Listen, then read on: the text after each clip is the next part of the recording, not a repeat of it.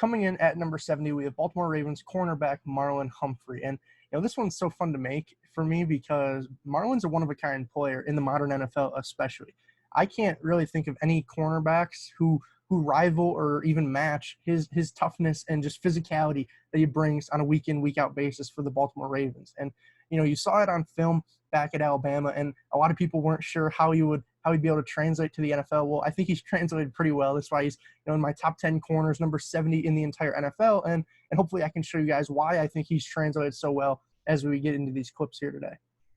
First things first, in terms of what makes Marlon so special, I'm going to actually start with his competitive toughness. And I know that might have some people scratching their heads, as if you've seen any of my other videos. Typically, I start these by talking about their athletic potential, right? I'll talk about somebody's speed, their acceleration, their explosiveness, their strength, whatever it is, the raw physical ability that I think really is at the root of everything they do. Well, to me, with Marlon, it's less so the fact that, he's the biggest, the strongest, the fastest, etc. To me, it's really his mindset, and just the fact that this man is never going to back down from a challenge that really sets him apart from all of his peers really at that cornerback position when it comes to defending the run and just being a physical presence on the field.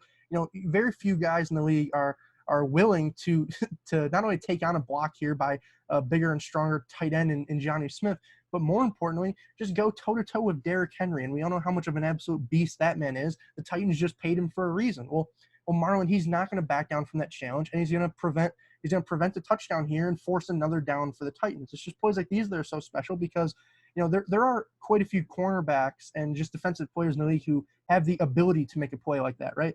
But they're very rarely willing to make a play like that. Well, Marlon has that rare combination of both, where he's not only willing, but he is able, and that's why you see plays like this on a regular basis. And here's another just great example of his physicality and his toughness on display, as you're going to see just a quick bubble screen out to his side to Jakeem Grant, right? Well, watch him attack this block by Devontae Parker, who, as we know, Parker, he's one of the more physical, one of the bigger bodied receivers in the NFL. Look at how Marlon, he's just going to be the hammer, not the nail on contact, as he essentially runs right through Devontae and is able to make this tackle on Jakeem Grant for not a loss, but just a very short gain. It's just wildly impressive because, again, how many cornerbacks in the league and just secondary players in general are willing to just full-on sprint, take on these offensive players like that in space? There's very few, but Marlon, again, he doesn't shy away from contact. He loves it, and that's why you see him making plays like this that very few cornerbacks are making.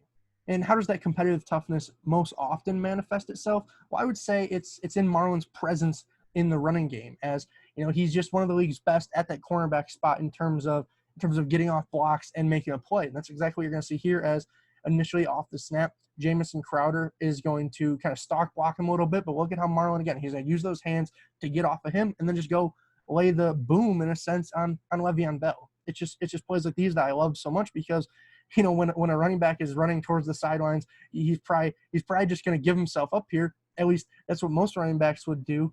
Marlon, he doesn't care. He's gonna come at you like a missile, full speed ahead, and lower that shoulder and try and punish you a little bit. And that's what I love about him, because almost like he wasn't even made for this era. This looks like some 1980s style play that you see here out of a cornerback in 2020. And that's why he's really just so fun to watch for me, and that's what makes him so effective against the run.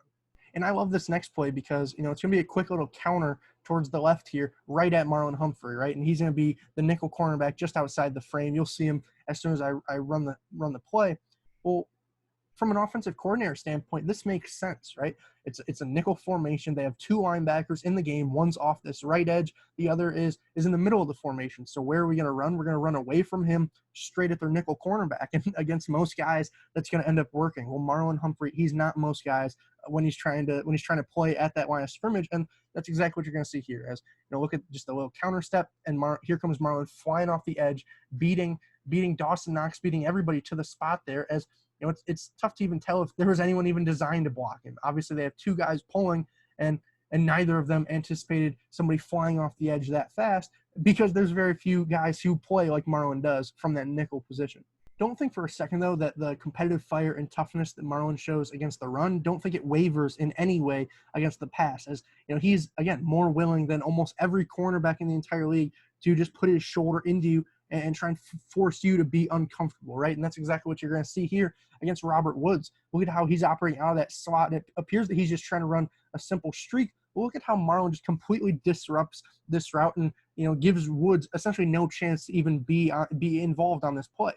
So often we see a guy like Robert Woods as the primary target on plays like these. Well, look at how, even though initially off the snap, what you're going to see is Jared Goff, he's looking in this direction. Obviously, we can't tell exactly, was he looking at Woods or Cooks, but based on how long he's holding the ball, we can assume that Robert Woods was the primary read on this play. Look at how Marlon just completely throws that off with that contact there as he forces Woods to bubble out in his route and essentially become a non-factor on this play as he goes somewhere else with the ball. Just plays like these are so impressive because, again, a lot of cornerbacks are able to put a shoulder into you and try and bump you off your route stem on any given snap, but so few of them are willing to do it, and that's just what I love about Marlon. And when I first run this play initially, you guys might be trying to say, like, oh, why are you showing us this? This looks like a quick little out route where Marlon gets beat. It's a third down conversion attempt where Marlon, he gives up a step on Juju. He just is slightly overthrown the ball by Devlin Hodges. Why is this in any world in this video, right? Well, hopefully I can kind of pull back the layers here and help you guys see that the big reason for this incompletion was Marlon's physicality in just his ability to disrupt the timing between Hodges and Juju. So we're going to watch it a couple times here from different perspectives, as I think then you'll kind of get to see what exactly happened. Well, first off, let's watch it from Devlin Hodges' perspective, right? The Steelers' young quarterback, obviously, it's third and long, we'll say 3rd and 10. Well, here's the thing. Hodges, they're going to dial up an out route. What does that mean for him? As you're going to see in his footwork, it's supposed to be a quick little 3-step drop where you have in your head a general cadence. This is when Juju should be getting open. I'm going to throw it to this landmark on the field. It's going to be right around where my cursor is, just at that first down marker, right? Simple as that. What I want you to watch and focus on here with Hodges is he's going to go through those 3 steps. First step back with his right foot, get some backwards momentum. He's going to cross over with his left. And once he plants on that back right foot, look at how he's ready to deliver the ball. Again, this is a timing route. Look at how, though, Juju's nowhere even close to where he needs to be. There you're going to see the crossover step. He's ready to throw this ball. Again, 3-step drop. This ball should be coming out in no time. Well, here's the problem. Juju's not even close to the first down marker. And why is that? We'll talk about Marlon in a second, but he's essentially right in Juju's hip pocket, bumping and grinding with him the entirety of this route. So he's just causing that slight disruption. And what does that do to Hodges? It means that he kind of has to just bounce around in the pocket and wait for Juju to get open until ultimately he doesn't, right? So what you're going to see is now he's got a man in his face. What is he going to do? He's going to throw this ball, way later than he initially anticipated, but he's going to throw it before Juju's even into this break. And where's he going to put it? He's going to put it right where, they've probably practiced it, right where that landmark says to put it, right along the sidelines here at that first down marker, because that's where Juju in every perfect scenario, that's right where he is at the catch point, right? Well, look at how, again, what you're going to see is Marlon, he's right there, and just that little bit of contact on the route stem, that's going to cause Juju to come up about a foot, 2 feet short of that catch point. And we're going to watch it again from Marlon's perspective, because it is just really nice, because even though it doesn't look like much, look at how he initially doesn't bite on that quick little inside jab step by Juju. And then once he's starting to come outside, look at how Marlon, he's just right there in Juju's hip pocket, again, bumping and grinding with him, hands on the whole time. And when Juju is supposed to be at that catch point, he's nowhere to be found. And as a result, you force a punt, you get the ball back to your offense, and you go on to ultimately win this game. It's just plays like these that are incredibly important, because initially when you watch it, it might say to you like, oh, Marlon kind of got beat. That was just a bad throw by Hodges. Well, it really wasn't a bad throw by Hodges at all. It was just the fact that Marlon never let Juju get a clean release off that line of scrimmage and get to that kind of landmark where they expected each other to be at that time. That's really the pros of Marlon's game. It's the fact that, no, he might not be the fastest guy in the world to where he's going to be able to keep up with you for the entirety of that out route, but he's going to disrupt the timing of the out route enough to where you're not going to be where you need to be, and you're not going to be there when the ball's there, if that makes sense. And I know I just said that Marlon is not the fastest dude, and he's not. Don't get these two confused. What he is very good at is just reaching that top speed of his very quickly, and that's exactly what you're going to see here, as kind of once that initial physicality at the line of scrimmage breaks down, obviously you're going to have the acceleration to pick up and reach that top speed to where you're going to be able to run that route with the wide receiver. This is going to be actually just a quick little swing pass to Tyler Lockett. What I want you to see is how Marlon, he's given up huge leverage on this play, but just look at how, again, once the ball's in the air and once he knows that it's going for Lockett, you're just going to see him pick up so much speed here as he just looks like a missile beating right down on the locket and is going to force the short game. And here is a good example of that acceleration in use. I have him going up against Jakeem Grant here and the Miami Dolphins. And what I want you to notice is how it's just going to be another simple little out route, right? Well, what you're going to see is initially Marlon, it didn't appear that he was anticipating there to be an outward breaking route, just based off how he's kind of a little bit wonky in his footwork there. That wasn't the smoothest transition. As Jakeem Grant, he's able to get a nice bit of separation, right? That's maybe 2 yards at its best.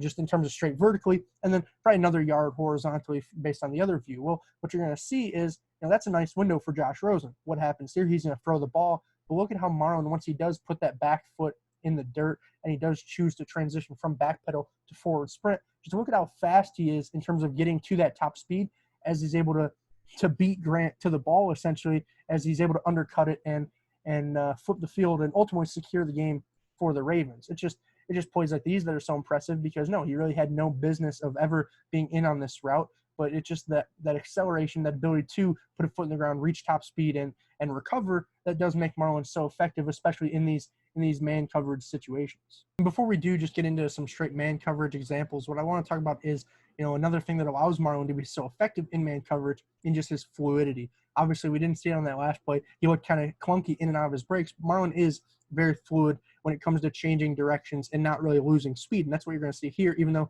it is an example of zone coverage, you can still understand the point, right? What you're going to have is Marlon off the snap. He's going to be going with Deebo Samuel here. Well, look at how once he recognizes it is a quick pass to George Kittle, look at how he's able to just do almost a 360, a 180, whatever you want to call it, a 360 from his original spot, a 180 from when he was turning and going downfield. But he's just able to flip his hips very fluidly and, not really lose any speed as he transitions from Deebo to Kittle as he does lay a pretty nice hit on Kittle to, again, force a short gain on a play that was probably designed and probably expected to get a first down. Marlon's able to really prevent that by being just so fluid in and out of those breaks as he essentially does a twirl to make the stop. And I like this next play here because, no, Marlon's not targeted. He's not really even in on the action, right? This is going to be an Earl Thomas interception. But what I like about the play from Marlon's perspective is the fact that you could never really throw this ball just because of how fluid he is and how sticky he is in terms of, never really giving up a step on Jakeem Grant, right? And we all know that Jakeem Grant, he's one of the fastest, quickest guys in the entire NFL. But look at how Marlon's able to just be fluid enough to where he can so easily transition from that straight back pedal into opening up his hips, turning and running to the point that, okay, the quarterback throws it elsewhere and gives Earl Thomas a chance to pick off the pass and flip the field. It's just plays like this they're so nice because, no, I typically do like to show some targets and some action for these guys, but it's the lack of action I like here, as it is just a nice play by Marlon where you get to see what helps make him so effective in man coverage. And if you're tracking to this point, we have the physicality at the line of scrimmage as he's able to use his hands to disrupt guys in their release. You have the acceleration as once they do start to separate, he's able to just keep right up with them in their hip pocket. And then we have the fluidity as, as we get deeper into routes, as guys start to really hit their full speed, how he's able to just so quickly and easily turn and run with them as they never really get separation, right? And that's exactly what you're going to see here now, all kind of mashed together in these next couple man coverage plays. So what you're going to have here is him wind up on the bottom of your screen. And what I want you to notice is how just off the snap, you're going to have the Steelers receiver. They're going to kind of use a couple little stutter steps to try and get Marlon off balance, try and get him off kilter so they can release deep. But what you're going to see is Marlon, again, he doesn't really use his hands at all in this play, but he's just right there mirroring and matching him with his feet, with his body. And then you just see him turn, open up. You see the acceleration and you force the Steelers QB to go elsewhere. It's just plays like that are so nice because, no, again, even though it's not a target, it's all the stuff that we talked about to this point that's forcing the target to go elsewhere. That's so impressive because ultimately, for my defensive backs, I want them involved in as little as possible in the passing game because that means that they're throwing somewhere else. And that's a perfect example of Marlon forcing a QB to go somewhere else. And here's another good example. This time it's going to be him against Damian Ratley here on the outside, where you're going to see, again, Ratley, he is like James Washington on that last play. He's going to try and quickly, confuse Marlon with that outside release. He's going to make Marlon question what route is this exactly. But Marlon, he's just so confident in his ability to mirror and match these guys with his quick footwork, with that fluidity as he turns and runs with him, and ultimately that acceleration to close the gap and forcing completion at that catch point that allows him to be so effective on plays like this, as even though he does get targeted on that play, ultimately there was really no chance. It was Baker Mayfield trying to make something out of nothing. And when you're throwing it in Marlon's direction, oftentimes you're going to get nothing because he is just so good at that catch point. He's so good at keeping guys smothered the entire time and just making them feel uncomfortable. And as a result, incompletion. And I like this next play here quite a bit, as it's just Marlon lined up one-on-one against Brandon Cooks. And what you're going to see is this is just a straight streak route. Well, we all know Brandon Cooks. He ran a 4.33 40-yard dash back to the NFL Combine in a foot race. He should be getting a step on Marlon Humphrey, right? Well, you would think that, but the problem is that just those straight combine measures, they don't tell the whole story because they're not a good assessment of a guy's fluidity and acceleration when he is dropping back in coverage, trying to cover a streak like this. Is what you're going to see is just how easy this is for Marlon, as again, off the snap, he just mirror and matches him. He turns and runs and just never gives up a step. Ultimately, he's actually ahead of Cooks by a hair, as he's able to force an incompletion. Just plays like that are so impressive because, again, out of a big physical corner, being able to run step for step downfield with Brandon Cooks, just because of how quick he is in his ability to open up and go, just so impressive by Humphrey there. And for pretty much every defensive back I've done to this point, I've cut their video at the end of the coverage section, right? Because most of the time it's either you got beat or you didn't, right? End of story. Well, here's the thing with Marlon, it's usually not the end of story, because even when he does allow a reception to take place or someone in his vicinity does, he's just so effective after the fact at limiting those gains and really preventing any bigger plays from happening off the back of them. That's exactly what you're going to see here. As watch Isaiah McKenzie on the screen pass. He's going to catch it in the general vicinity of Marlon. But look at how he's able to just show off that acceleration, show off that physicality as he goes and makes a really nice tackle, like a missile on him for another loss. And one-on-one against a small, agile guy like Isaiah McKenzie in space for a cornerback, that might not be the easiest task in the world. But for Marlon, he makes it look easy on a week-to-week basis because he is just such a physical presence after the fact. And here's just another great example of him after the fact, where you're going to see, even though, yes, he does technically allow a reception underneath to this Bills slot receiver, what you're going to see is how once he does transition from really cornerback to tackler, I guess we'll say, once he transitions from a cover man into a pursuit man, he's just so effective. As you're going to see that acceleration in action here as he's backpedaling, but he's able to so quickly transition from backpedal to sprint, accelerates towards the football, and he turns what initially might have looked to be a positive completion into really a negative for this Bills offense. That ball might as well have been just batted away because it's 2nd and 10, just like it was incomplete anyway. But that's simply due to Marlon's ability to, once he does go in pursuit, for him to really go in pursuit and make plays after the fact to limit those gains. And these last two slides, I didn't exactly know what I should call them, but I have to bring attention to it, right? It's again, Marlon after the fact when he is going for tackles. We see, kind of harkening back to the beginning of this video, we see that competitive fire, we see that never give up attitude as he's constantly trying to positively impact the game, right? Well, look at how it's overtime, Steelers-Ravens. Initially, he lets Juju open over the middle for an easy first down, right? Well, how is that positively impacting the game, right? It's not. But here's the thing: Marlon's not going to give up. He's not gonna feel sorry for himself or back down. So what do you see him doing right here? I don't know if you guys noticed this, but he's essentially gearing up for a massive punch here on this football. And I don't know how many of you guys remember Charles Tillman. He was a Bears cornerback in the mid 2000s to early 2010s, and he made this really popular. It was deemed the peanut punch, right? His nickname being Peanut, and he's punching out the ball. I wasn't going to call this the peanut punch. It might be the Humphrey hit. I don't exactly know, but he's really started to adopt this technique, and you'll see him now after that receiver goes from catcher to runner. You see Marlon really try and pop these balls out on a frequent basis. And on this case, he is able to gear up, punch this ball out as he not only forces it to fly, 7 yards just due to the sheer strength he has on the punch. He's also able to get up and go recover it as well and flip the field for the Ravens, put them in field goal range of this overtime game. And it just plays like these that are so impressive because, obviously, no, in a perfect world, our cornerbacks are not going to give up these types of plays to Juju, but it's almost better in a sense because he was able to get a hand on the ball, force it out, and give the offense the ball back. It's just so impressive because you don't see guys utilizing technique like this on a regular basis. They'll try it every now and then, but Marlon, he's trying it all the time recently, and that's why he had 2 forced fumbles this past year just off of this punch alone.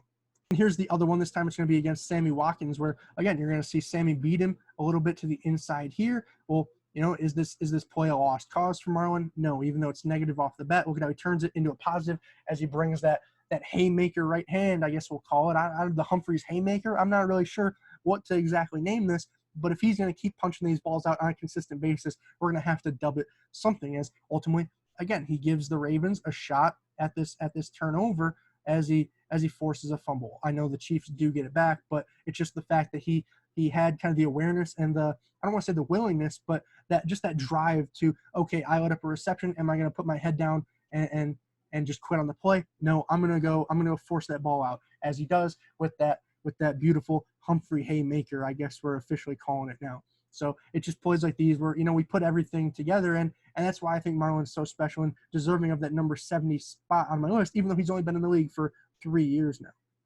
And as always, if you guys did enjoy this video today, make sure you not only leave a thumbs up, but also leave a comment down below. I'd love to hear your thoughts on Marlon, but I'd also love to hear your thoughts on my thoughts of Marlon as well. Did I have him ranked too high? Did I have him ranked too low? Or was my evaluation spot on? And number 70 is pretty solid. I know overall he came in at CB10 for me, which initially did seem a little bit too low considering just how great he is against the run. But the problem is when you really do a deep dive into his film directly compared to his peers, a lot of these guys who I have ahead of him, almost all of them, in fact, they have to and have proven us that they can take on the challenge of neutralizing wide receiver ones on a play-in, play-out basis, right? Well, Marlon, he's almost a victim to his situation in a sense, in which he has Marcus Peters, he has Jimmy Smith, Earl Thomas behind him. He's never really had to take on that role, and I can't assume that he could, even though I do think that he could, if that makes sense. When we're talking about who are the best guys in the league right now based on what they've shown us, I can't really give him credit for something that he hasn't done. And, you even saw it today. He was lined up a lot of those snaps as a nickel cornerback going up against inferior wide receiver 2s and 3s, and that's why I do have him at CB10, even though that does seem a little bit low maybe for some people, right? Well, if you do want to see who the 9 CBs are ahead of him, who the 69 players in the league are ahead of him, make sure you subscribe. If you're a Ravens fan, there's going to be quite a few more Ravens represented in the top 100. But if you're just a football fan in general, I'm sure some of your favorite players will be represented as we continue to count down the top 69 as well. And with that being said, that's all I got for you guys today. I'm mic'd up. Now I'm mic'ing out. Peace, guys.